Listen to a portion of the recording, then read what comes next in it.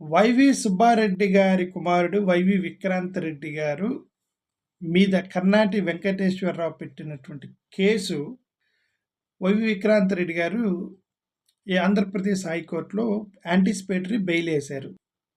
మంగళగిరిలో డిసెంబర్ 2వ తారీఖుని కేసు పడిందంటారు. ఎందుకంటే విక్రాంత్ రెడ్డి ఉండేది హైదరాబాదు, కాకినాడ పోర్టు ఉంది కాకినాడలో, క్రైమ్ ఎక్కడో జరిగి ఉండిద్ది. ఆ కేసు పడింది మంగళగిరి సిఐడి ఆఫీస్లో. Vikrant Reddy accused number 1. సస్పెక్టివ్ ఏంటంటే అది చాలా యంగ్ పర్సన్, అతను చాలా పిల్లోడేనే చెప్పాలి, నిజం చెప్పాను పిల్లోడే.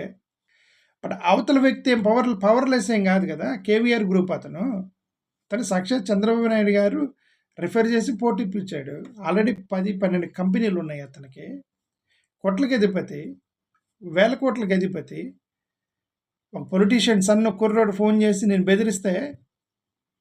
బెదిరిపోయి ట్రాన్స్ఫర్ చేశారని చెప్పడం అది ఆశ్చర్యం అంటాను. అది హాస్యాస్పదం. అది కంప్లైంట్ చేయగానే వెంటనే ఎఫ్ఐఆర్ పెట్టేసి కంపెనీ కేసు పెట్టేటువంటి ప్రిలిమినరీగా ఎంక్వైరీ చేయాలి కదా.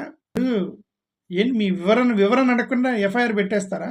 పెట్టేశారండి. వెంటనే కంప్లైంట్ చేయటం, ఎఫ్ఐఆర్ పెట్టేయటం, మొత్తం చకచక జరిగిపోయినాయి. అంటే ఇవన్నీ ప్రీ ప్లాన్డ్ అని అర్థం. ఈ ట్రాన్స్ఫర్ ఆఫ్ షేర్లు, కంపెనీలు, ఆడిటింగ్ డిపార్ట్మెంట్లు, అడ్వకేట్లు, ఎక్కడెక్కడైతే ఈ డీల్ జరిగిందో ఇది మొత్తం హైదరాబాద్లో జరిగిందంట. హైదరాబాద్లో జరిగిన డీల్కి నువ్వు మంగళగిరి సిఐడి జ్యూరిస్డిక్షన్ కిందకు వచ్చింది, అక్కడ ఎందుకు పెట్టారని వీళ్ళు బెయిల్ చేశారు. అది కరెక్ట్. ఇది లుకౌట్ నోటీస్. ఇది ఇంకొక ఇష్యూ. ఇది విజయసాయి రెడ్డి గారి మీద లుకౌట్ నోటీస్ ఇచ్చారు.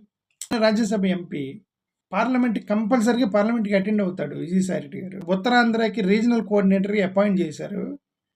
ఆయన పారిపోతాడు విదేశాలకి. ఆయన పారిపోతే ఈ ఉత్తరాంధ్ర రీజనల్ కోఆర్డినేటర్ జాబ్ చేసేది ఎవరు? ఆ పార్లమెంట్కి వెళ్ళేది ఎవరు?